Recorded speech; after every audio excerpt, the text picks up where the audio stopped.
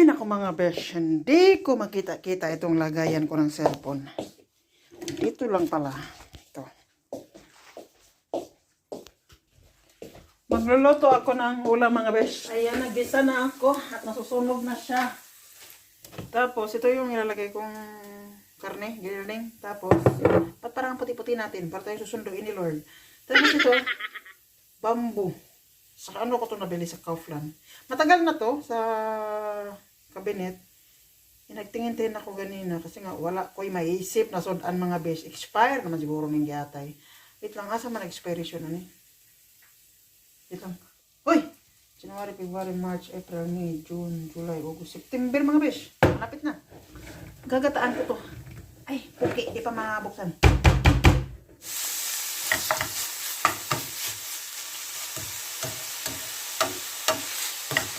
Actually, nag-iisip ako kung igigisa ko lang ba yung labong o gataan. Gataan na lang mga besh, no? Masarap naman siyang gataan. Gataan na lang. Ay, anak ng tipaklo. Expire na itong mga gata ko. Lo. Ito sa 2024.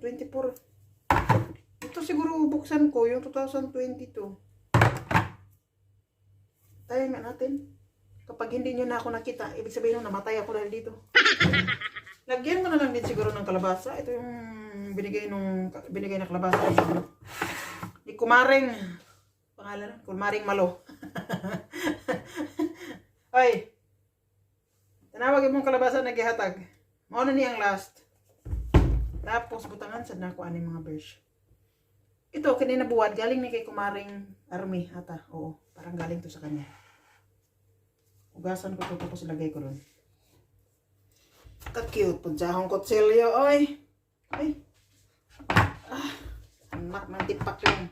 Huwag natin pahirapan mga sarili natin. Merong kutsilyo na malaki-laki.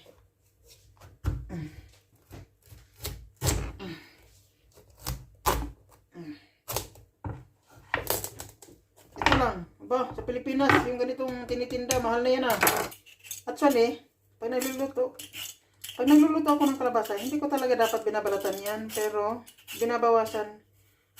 Hindi ko siya totaling binabalatan. Binabawasan ko lang yung balat niya ng konti, pero hindi lahat ba. Alam niyo yung ibig ko sabihin?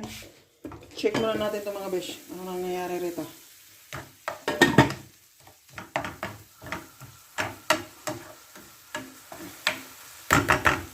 Bukasan natin yun. Nagad-agad. Ano pa bang hinihintay natin? Nagad-agad. Buhos na. Saan man yung uboda ko eh? Kung sa Pilipinas pa ni... Patawag ka ni? Kahi naman ni kayo. Hatiin daw kaya natin. Para dumami. Hindi naman lahat, no?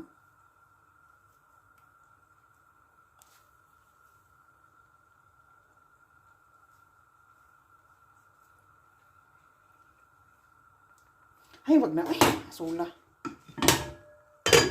Actually, mga bes, luto na yung ulam ni housemate ko. Kasi pala ko sana, manghingi na lang ako sa kanya ng ulam ba. Kasi konti lang naman yung kinakain ko ngayon.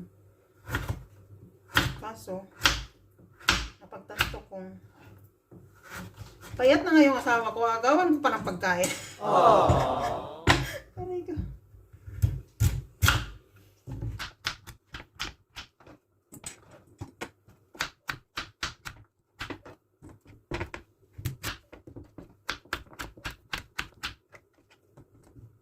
So, ayan lang siya. Tapos ito, hugasan ko din so, mga besh.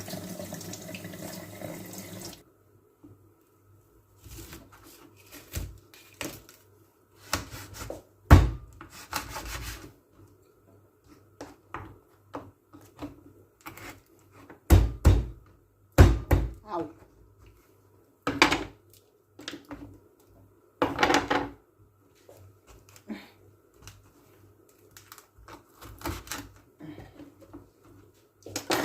Lagay natin.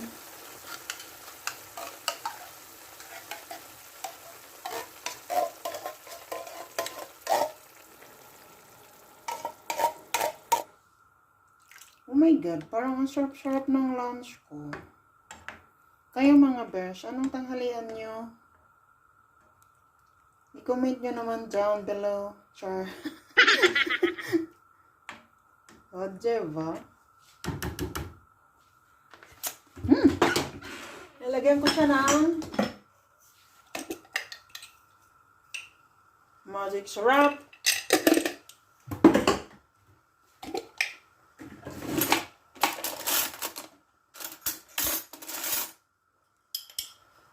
Konting asin.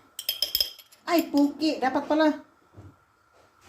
Kasi maalat yung ano ko. Eh, kasi maliit. Kunti lang yung ano ko. Tuyo. Tapos, konting bitchin. Anjen, halo. Honey, are you okay? Što si dal jaké smradlo se dala? Ano to? Smrdlava? Jasné To je smradlo. brambory. Toto tam. Bambush. Lagay ko na yung kalabasa. Kalabasa. Pampalinaw ng mata.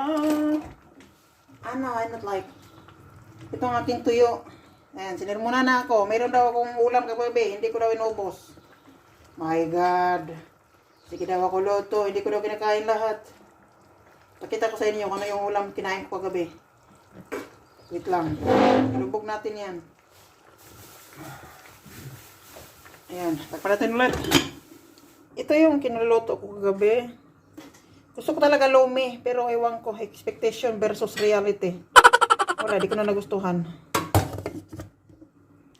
Ulam ng housemate ko. Napaka-dry. Tapos bell pepper mga besh. Kaon kag bell pepper mga besh. Bako kayo mga besh.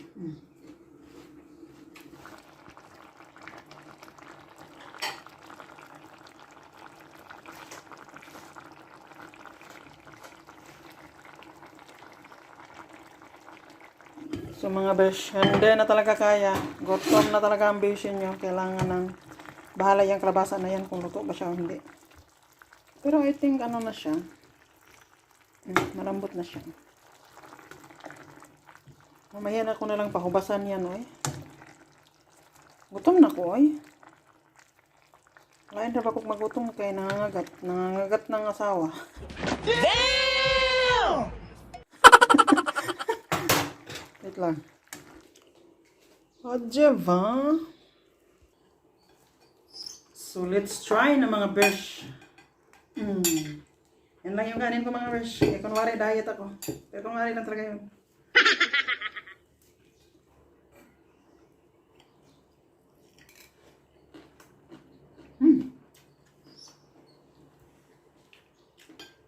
Medyo matigas lang to pero okay na lang. Pakulang ko na lang na matagal yung nandun. Tapos ito na lang ulamin ko.